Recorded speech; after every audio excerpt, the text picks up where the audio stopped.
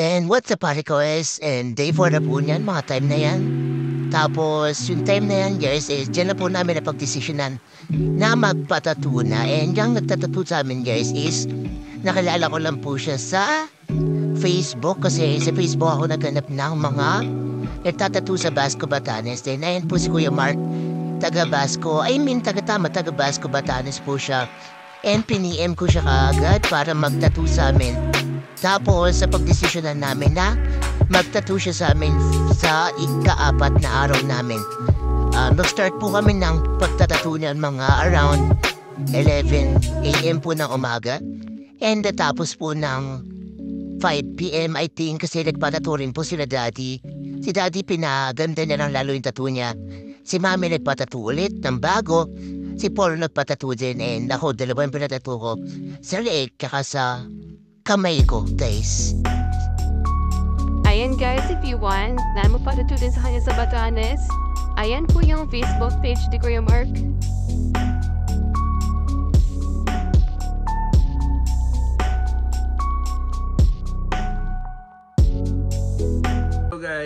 Hello guys. Nasaktan ko na. Guys, day 4 namin ngayon ha. So ang activity na ginawa namin, nandito lang kami sa resort. Pero dahil sa Batanes kami, gusto ng mga boys ko na magpatato. So kaya ang pinaka ginawa namin ngayong araw na to, buong araw. Siyempre matagal pag nagpatato ka, kaya buong araw inilaan namin yun para sa pagpapatato. Magpapatato ako si Joy, si Polo, sa si Dwayne. So ang session ngayon, ang dinudot-dot ngayon si Polo. So ito siya. Yan. Yan. So ang tinitira sa kanya ngayon, yung paa niya, Chinese character yan. White na guys, pinakamasakit. Yan. So ang next niyan si Mami Joy na. So ang papatiran niya nga ngayon. Ano sa'yo, B? Patingin ako. Ayan. So guys, ito yung papatiran ni Joy ngayon sa hita niya. Si Kuya Joy naman ang inano niya sa sa part ng tenga niya sa kamay niya. Ako papaayos ko lang yung tattoo ko. So medyo matagal na rin kasi 2010 pa to nung tinattoo sa akin. So ito na yung time para 2010 ba? ipadot-dot ko ulit. Papaayos ko siya. So guys, pag nagpunta kayo ng Batanes, huwag nyo kakalimutan kung sino yung mami tattoo na, kung gusto nyo magpatato, huwag nyo kakalimutan na magpatato dito. Bakit? Ako kasi ang diskarte ko, hindi ako nagpapatato sa Manila kasi siyempre marami ng tattoo artist sa Manila. So siyempre, usually pag patato ka doon, saan ka na patato? Manila. So kung pupunta kayo dito, mas better kung dito na kayo magpapatato para at least pag pinatatoan ka, saan ka nagpatato? Sa Batanes, kakaiba, di ba? Tama? Pinatatoan ka sa dulong part ng Pilipinas. So, yung tattoo artist natin, napakagaling nito. Kaya anong name mo? Mark Jerome Ayan. Hernandez. Guys, pagka nandito kayo sa Batanes, kontakin nyo lang siya, ilalagay ko yung number niya dito ha. Pagka kahit sa ang resort kayo sa Batanes, pupuntahan niya kayo. Si Polo, namimilipit sa sakit Pero sobrang pag sa umpisa lang naman yung masakit. Pero pag nadinudot-tot ka na, iisip mo, ano niyan, pasarap na ng pasarap. Kasi after niyan, nagpunta ka ng ibang lugar, malamang maiisip nyo magpapatato na naman kayo. Tingnan si Kedwayne. May sakit pa to pero tingnan nyo. Dalawa pa pinatira niya. Napakaganda ng tinato sa kanya. Simple lang pero may iba yung meaning niya. Ano meaning ito na? God, prosperity, protect, tsaka peace. Yan. So ito si Pauline magpapatato din. Siguro after 10 years magpapatato pa to.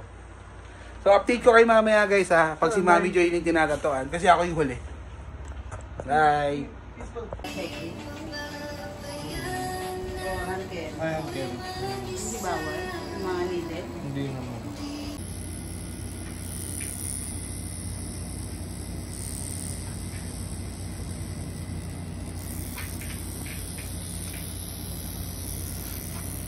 So, ayun guys, is Dwayne na naman and ayun, kakatapos na namin magpatato and ayun sa akin, 2 tato sa leeg tsaka dito sa kamay. And yung kay daddy naman is, yung dati niyang tato is pinalight niya palalo. Kaya ayan, mas umangas yun sa kanya. And ayun, pina-enhance pa rin daddy. And then, ito naman yung kay mami. Yan yung tattoo niya. And ito naman yung kay Paul, kapatid ko. Ayan. Aminin yan is Libra. Ito naman yung semicolon niya. Ayan. And ayun guys. Ayun. Naupo ko sa vape niya. And ayun guys, kita na tayo bukas kung ano man yung trip namin. Last day namin for tomorrow. And thank you. Bye-bye.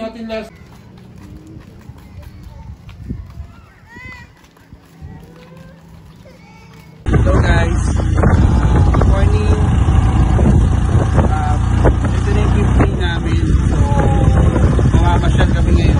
Punta kami ng church sa Basco and then diretso kami ng Jura Beach. Yung mini pool nila doon na fresh water.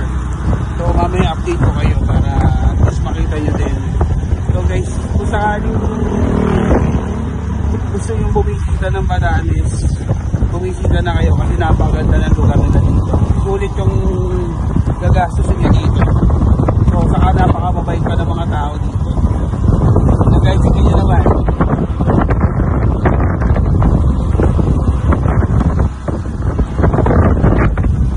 Update ko kayo mamaya.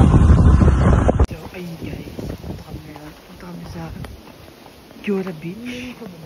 Or natawag na dito Spring Hills yata yun. Ayun, pababa siya.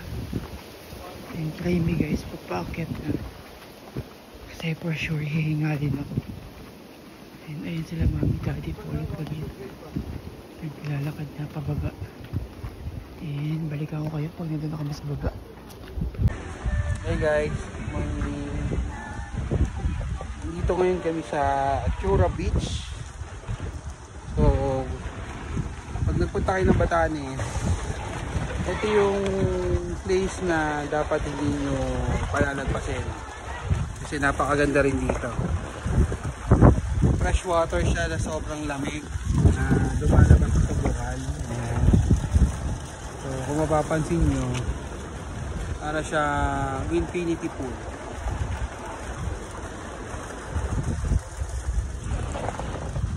Pero guys, pag nagpunta kayo dito, mas mag-ban na lang kayo.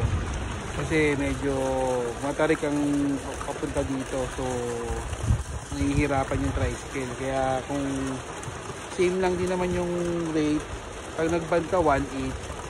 Tapos pag nag-tricycle ka, nasa 700 per trike din. So, kung ang mga 5 kayo, 6 kayo, mag-ban na kayo. Para sulit. At saka dito pagka nagpunta ka, mag-stay ka dito at least mga 2 hours, 3 hours para at least masulit mo siya. Yan si Mami Joy, hindi siya pwede maligo, gawa na sa tattoo niya. Ako din, hindi ako pwede maligo, hindi na taong kami kagabi, pero maliligo pa din ako kasi may gamot naman siya. So yun na muna guys, mamaya na lang ulit. Siling muna kami lipunin. Hilaw ka. Ano masasabi mo sa Jura Beach? Actually, mahihain talaga siya pagdating sa camera eh. Pero siya yung sobrang nag-enjoy dito. Ayan, Mi, ano masasabi mo, Mi?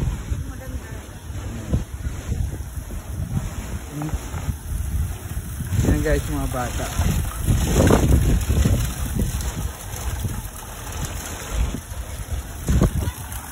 Pag nandito kayo guys, dalawa yung pwede yung paliguan. Isang fresh water, tapos isang white beach. Ayan yung papunta sa dagat. Dahan-dahan lang guys kasi medyo madulas yung mga bato. So dito sa part na to, ito yung papuntang beach. Ayan, white beach na yan guys.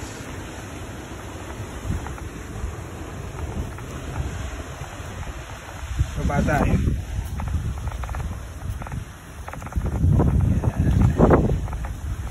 Ito yung mga sinasabi nilang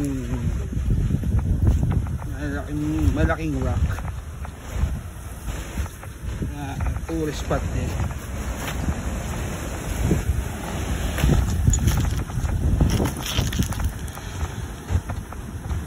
Ano naman guys, saan kayo makakita ng ganyan guys? Oh? May infinity pool, merong white beach na sobrang ganda, diba?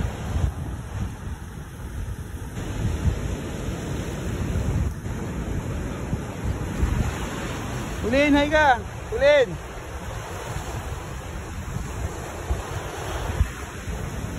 So hindi nyo kailangan, may CR naman doon, pero pag naligo kayo ng dagat, syempre medyo malagkit, diba? Alam nyo na ng dagat pagka ahon nyo, medyo mga ano yan. So diretso lang kayo ng infinity pool kasi running water naman yung infinity pool dito.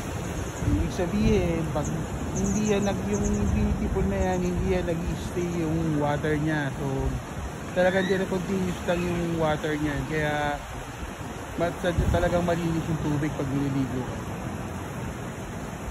Ayan guys.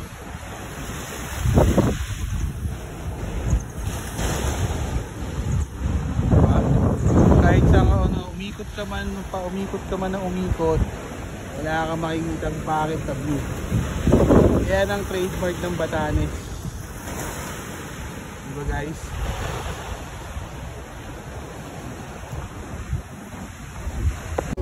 Hi guys, this is day 6 and uwian time na. Salamat sa panonood ng video namin mula simula hanggang dulo. At ayan na, nandito po kami sa Manila niyan. And nakuha na namin ang aming bagahe. At didiretso na kami pa uwi ng bahay. Maraming salamat ulit.